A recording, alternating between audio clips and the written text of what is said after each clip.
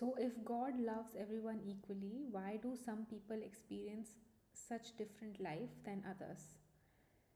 This is a common question that everybody has. Some people are rich, some are poor, some are finding spirituality, some never even think about it. Some pray every day yet suffer. Some are successful. Does God have favorites? Do we receive according to how we approach Him? These are the questions that every seeker on this path, like why God is unfair, why He has pick and choose, like some are very rich, some are very famous, some are not. So the beginner in spirituality, they usually ask these questions. Is it possible to work all day and not make any karmas? That's another question. Is it possible to work in this sansari life, running a business, raising children, having a normal life with kids, family, job, business, earning money, and yet make absolutely no karma? So Bhagwan Krishna obviously says yes, because that's how he lived his life. He never said, I will sit and meditate all day and be sannyasi and do nothing. He was doing everything. He was a king, he was a friend, he was a brother, he had kids, he had a family, he did everything. He actually led people also, and yet absolutely made no karmas. So how he does that will be explained in today's verses. We are reading Shlok 11. As people approach me, Arjun, I respond to them accordingly. Everyone follows my path in one or the other way. What people seeking quick worldly success worship various deities. They obtain the results of their actions quickly. The four varnas were created by me according to the qualities and actions. Though I am their creator, I remain the non-doer. So everyone who approaches me in different ways, they are actually worshipping me only. Many people seek from, when they want success, they want to seek through deities, because it's faster to do deities. Deities are what? Devi Devtas.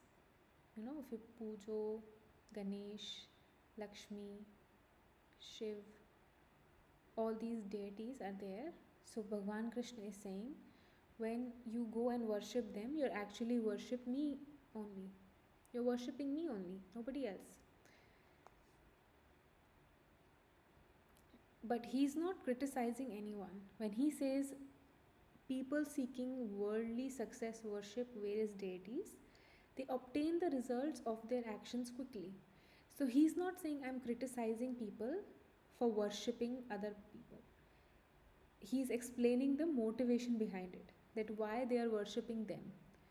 Why do you worship Bhagwan Lakshmi? Because you want Lakshmi in your house, isn't it? You want to be rich, wealthy, health, money, so many things we want. That's why we worship them. Nothing is wrong in this. So he's just explaining this. Krishna says, Gun and Karma, not by birth. The original teaching describes the qualities and responsibilities, not heredity, superiority. So the two things, Gun and Karma, they are yours. They are according to you. The gunas we carry today,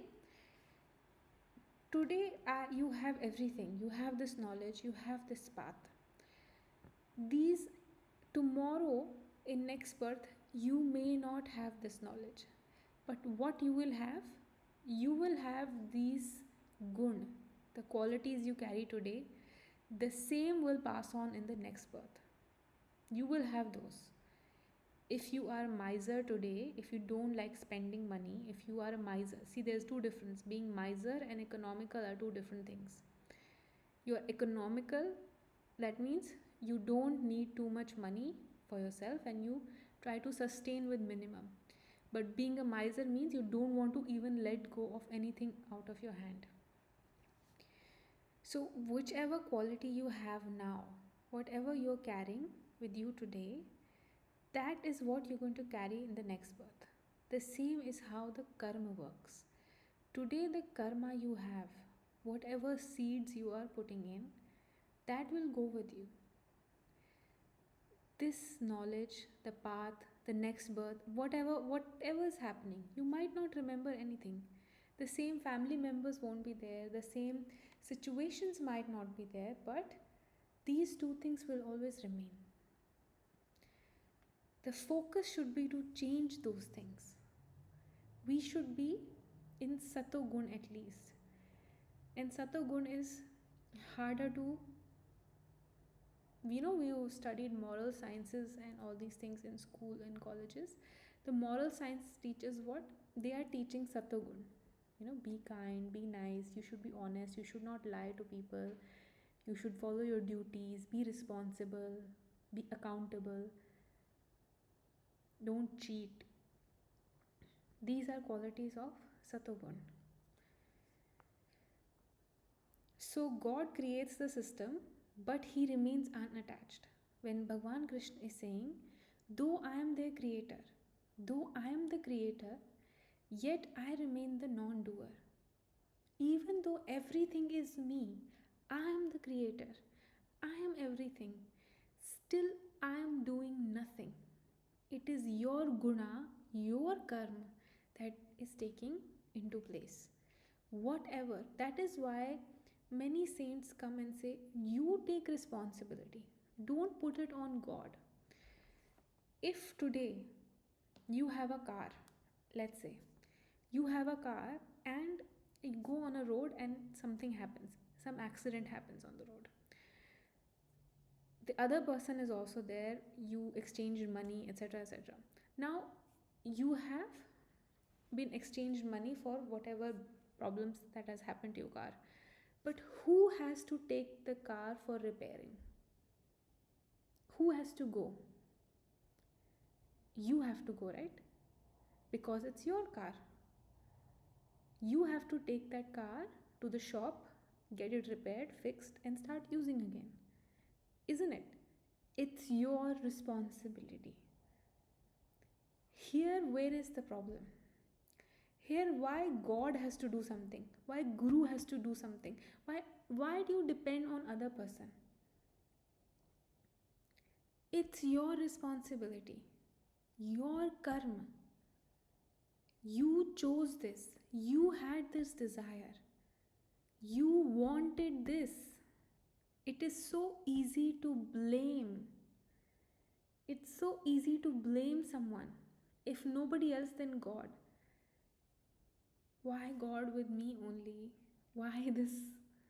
Why are you giving me this problem? So easy to blame others. Nobody wants to take responsibility. You cannot even take responsibility of your own life. Your own actions. Why this is happening to me? I did something wrong. Plain and simple. You did something wrong, it's happening to you. Why is it so hard?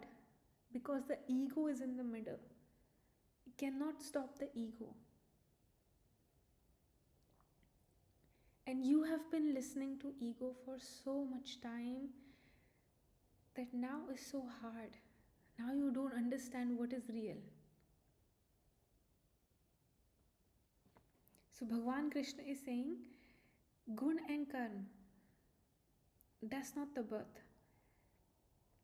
God creates the system but remains unattached, like a programmer creating software without being trapped inside it. In the 14th one, Bhagwan Krishna is saying, actions do not bind me because I have no desire for their fruits. So this is the whole crux of doing karma. Actions don't bind you as long as you don't desire for their fruits. And this goes for everything.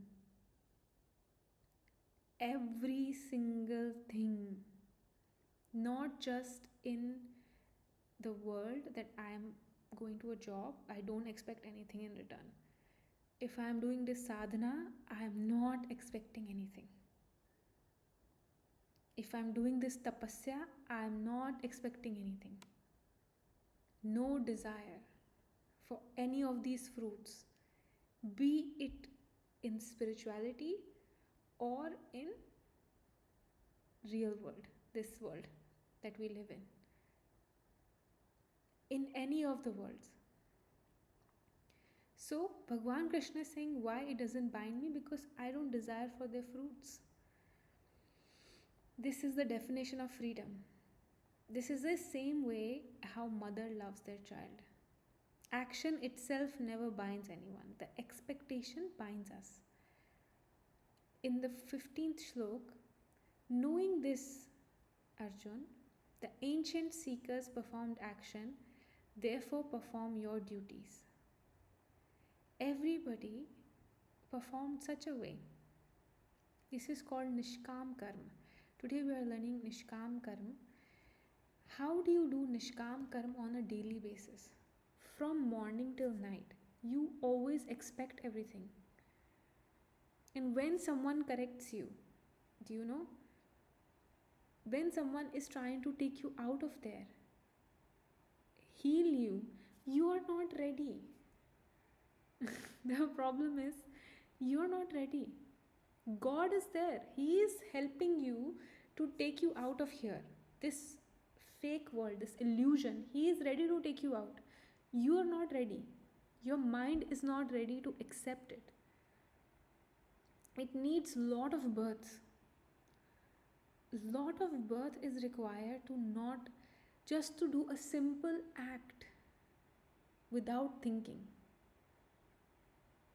Before we do, we start thinking, what will, if I am doing this, what will happen if I do this? Then what does the other person want if I am doing this? Why is it expected of me? Why should I do it? What will I get in return? And thinking is the problem. Thinking is ego. What do you want? Imagine a life where you have to do everything and you will get nothing in return. Then what? How would you survive?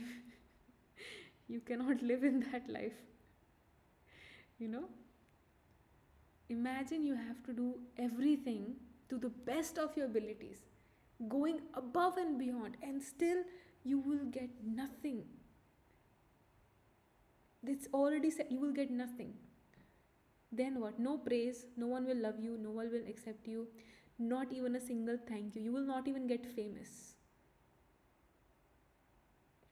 Not even a single thank you will receive.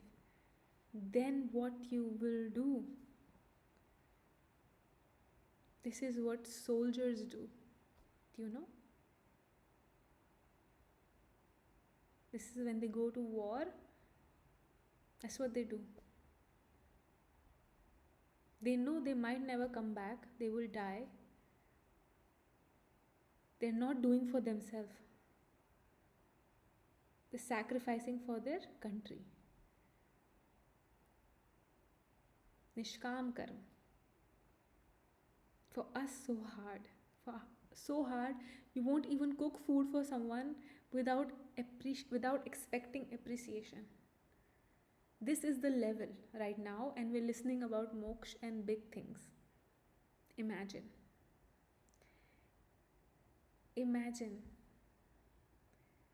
the amount of things these soldiers get it's nothing. They don't get anything in what they are giving. And what we are doing, we're doing nothing at all.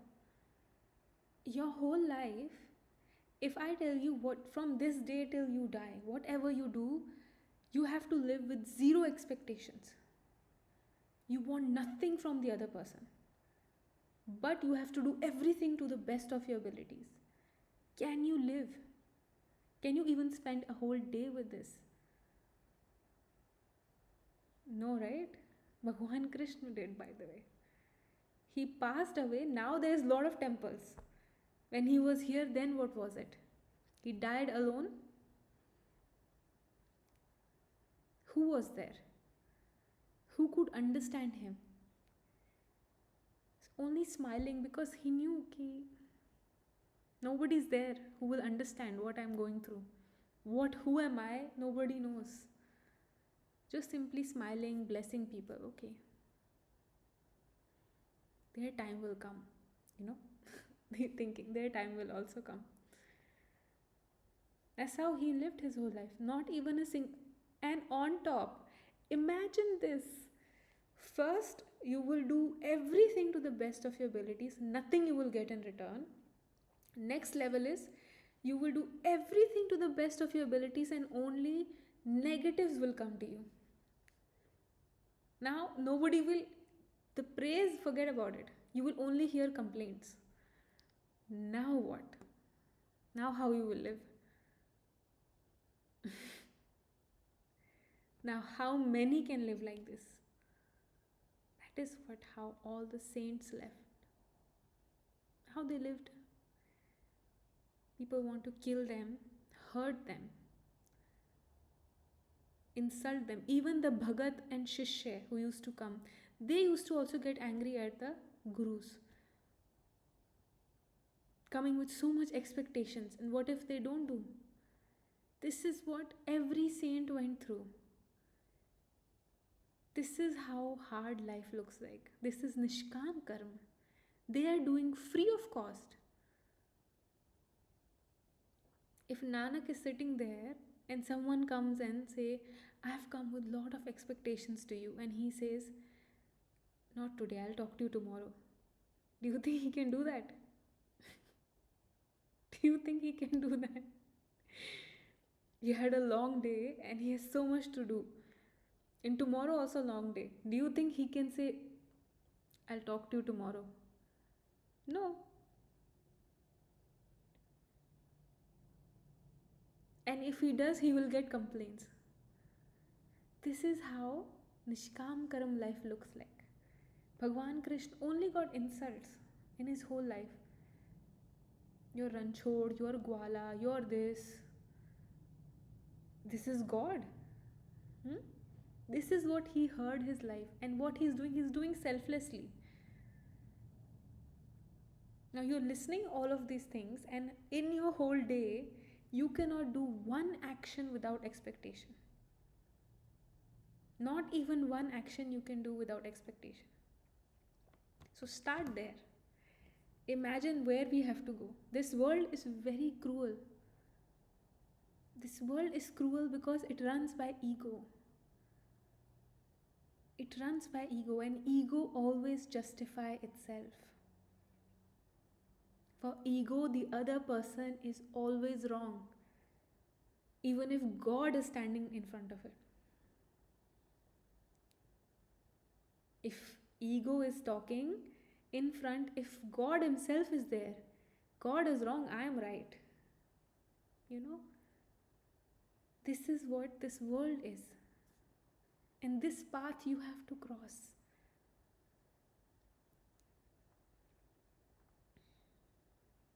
So Bhagwan Krishna is telling to Arjun, even the wise become confused about what is action, what is wrong action, and what is inaction. The wisest people get confused.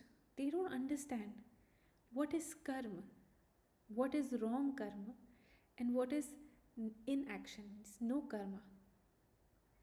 People think not doing anything is no karma.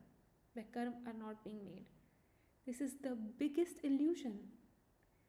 Karmas are made every second, no matter how you are. Even if you're not doing anything, Bhishma Pitama were doing nothing, yet so many karmas were made. How? Because not following the Dharma. His Dharma was, being the eldest of the family, stop Draupadi's Chirharan. He was the eldest, yet he didn't say anything. So, karma made.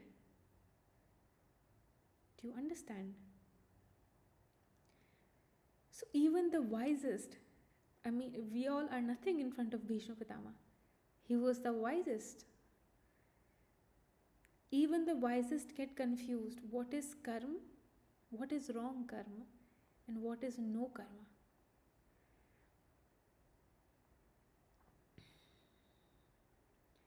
This example also you can take. If let's say we donate money to temples, one person is donating for fame, that I'll get famous. One person is doing just for the sake, for betterment of the society and the temple. Same action is there. Same action both of them are making, but intention is different. So the karma generated is different. Same action, one is donating money. One is donating in the temple for fame, the other one just for the sake of the society. Same action, different intentions, different karma. One must understand action, wrong action and inaction. The path of karma is profound. So karma means action, wrong action, inaction. Karma is right action done according to Dharma. There are 3 types of karmas: karma, vikarma, akarma. I think most of you already know karma, vikarma, akarma. So right action done according to Dharma is karma. Vikarma is wrong action driven by ignorance, which most of us doing. Ignorance is ignoring who you are. Ignorance is ego. When we are egoistic, we are making vikarma. Akarma is action that creates no bondage, which is karma yoga. A kriya gyan, a karma gyan. One who sees inaction in action and action in inaction is truly wise.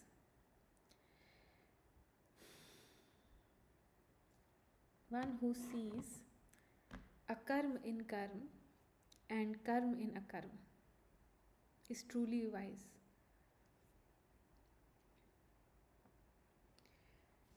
Here what we need to understand is, akarma means that I am not the doer. The action is happening, but I am not the doer. This is how Bhagwan Krishna lived his whole life. Doing, yet non-doing. This is what art of living is, and this is what we are learning. Why he could do it, but we cannot. He could do it because he left himself apart. When he used to do actions, his mind is not a slave of his mind. Separated himself and then did action. If Mahabharat and Bhagwan Krishna is performing action, he could say, if he is self-centered, he would say, what am I supposed to do here? What will I get in any of this?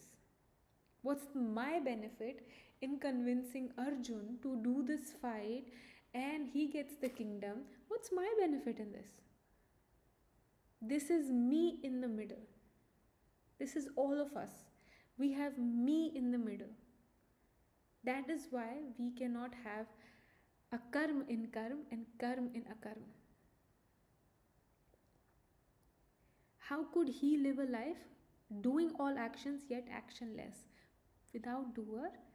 It's because he left himself away from it. What is dharma? And when you leave yourself out, you truly see what's happening in this world. You stop judging, you stop thinking, you stop over complicating things. Even if someone is cheating you, it's like, it's okay. You become simple. That's why many people call saints stupid, idiot, pagal, crazy. Because they cannot be understood by this world. No one can understand them. One whose actions are free from desire is considered wise, Arjun. Knowledge burns all karma. Whose actions are free from desire. Whatever you're doing is free from desires. You don't want anything in return. If I expect something giving here, then my karma will also create bondage. Many people come and say, this is not too much for me. How can you expect? If you understand this, is it fair for me to give free knowledge and unlimited knowledge and nothing you give me in return? Nothing you give me in return. How is that fair? How is any of this fair? Nobody thinks like this. I am doing this. Once I close this laptop, I don't even remember what I say to you guys. It's gone. My job is done. It's now your job starts. What you learned. I don't even ask you what did you learn from this? How much did you grow today? This is no expectations. Because that's your homework. You have to take your responsibility. My job is to show you the path. And that's all I can do. You have to walk it. And as long as I'm alive, I say, I will help you. I'll help you walk in this.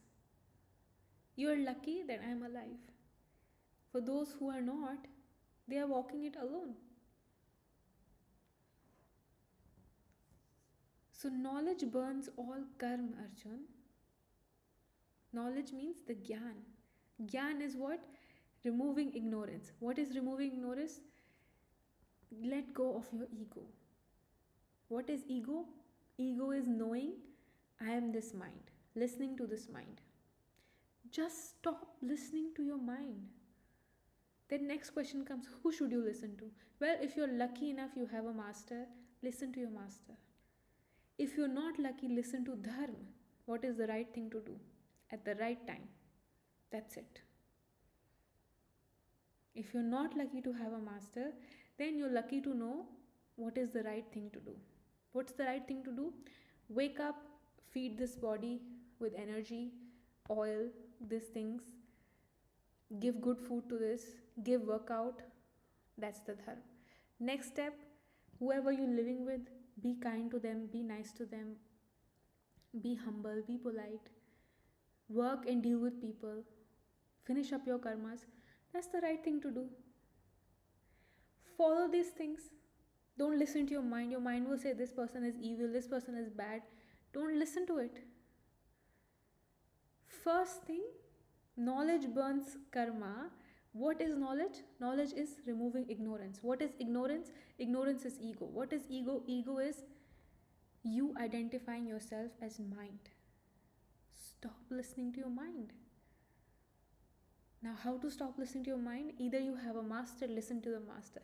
If you don't have a master, do the Dharma. And slowly one day you will get a master. That's it. It's that simple. Yet so hard. Because mind is very tough to overcome. Giving up attachment to the results, Arjun, always content, independent, and even while acting, such a person does nothing. Giving up attachments to the result means doing nishkam karma without any expectations and what I will get in return for the karma I am doing. Staying always content. Always content means whatever I have right now, I am satisfied. I don't want more. But that doesn't mean if I want to work hard, I should stop. Continue working. But without expectations. Being independent even while acting, even while doing the karma. Independent means I am the responsible person for doing this karma. I am responsible for its actions and outcomes. And I am free from it. It's through me these karma are being done. Such a person, Arjun, does nothing. Such a person does nothing. Where he has said not to do any karma? Nowhere. But when you do these checklists, then you're doing karma without doing karma. Externally active, internally free.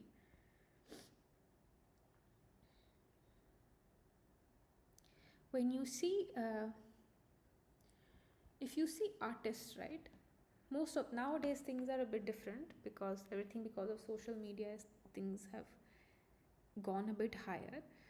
But if you see painters or artists drawing or painting, they are painting because they want to, they enjoy it. They enjoy the painting, they enjoy making the painting. They don't know if it will sell for $1 million. They don't know if it will go in an exhibition and they will get something in return. That is why you would see artists are very happy souls. They're mostly content. They're content with the art they're doing. That is enough for them. They're very connected to God. You need to be, when you're connected to God, you're more connected to very artistic, like musicians, singers, performers. You need to connect with the soul to be one and that emotions to be given out. So they are singing, they are performing for themselves. If no one praises also, it's sometimes okay. Of course, nowadays things are different, but usually the real artist, they're just more about the art rather than who will be buying my painting. That is karma yoga if you see in a different way. When you're doing the karma, just do it for the karma you're doing. Enjoy it. Embody it. Be part of it. Fully be in it. Not running this or doing this so I get something in return. Then you're always chasing the result, and result can never be as per your expectations. Thinking, expectations, all of these things are illusion. Because outcome is not in your hands.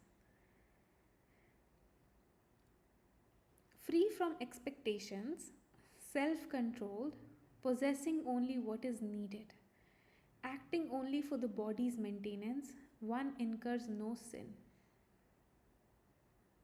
One incurs no sin. Free from expectations. No expectations. So hard.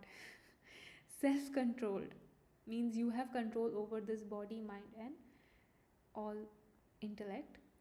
Possessing only what is needed means if whatever you have is enough for you, you don't want more. Acting only for body's maintenance, just living for the sake of maintaining this body. In this, no one incurs any sin. Content with whatever comes naturally, free from dualities, without envy, steady in success and failure, such a person is never bound by action. Always comes in this, steady in success and failure, content with whatever comes naturally. If thrown in a mud or in king's palace, same. No difference. Money, no money, same. Respect, disrespect, same. Love, hate, same. Success, failure, same. Free from dualities. This is dualities. Two things. Success, fail. Sukh, dukh. Sardi, garmi. All these dualities. World is full of dualities. So free from it and without envy. That person is never bound by action. We get bounded by action because of ignorance. Because we run by mind. Mind is an unstable thing. It changes. Yet you choose to identify yourself with it. Because you have your own hidden insecurities, own problems, own loneliness, depression, anxiety. It's hard. We need someone to support us. That is why God sends someone to help you along the way, to show you the path. The one who can walk alone, who needs no one, can take 1 billion people with him. One who needs no one. And that one who needs no one is looking for the next person who he can make the person who doesn't need no one. For that, what is required? It is required for you to not listen to your mind. It starts there. Small, small things. Don't follow what your mind is saying. Observe it, see it. What does it want? Why is it unhappy? Why is it happy? What makes it go, all excited? What makes it gloomy? In the beginning, you will also go with it. It's okay. But awareness should not go. Even if you're getting upset, be aware. I'm getting upset because my mind is really upset. Why my mind is upset? My mind is upset because it wants certain thing and he's not getting it. What certain thing he wants? Does anyone get that certain thing in life? Is it possible? Start talking to yourself like this. Then you will go above the dualities. Success, failure, happiness, sadness. This is how you become above. You embrace yourself. Know yourself completely.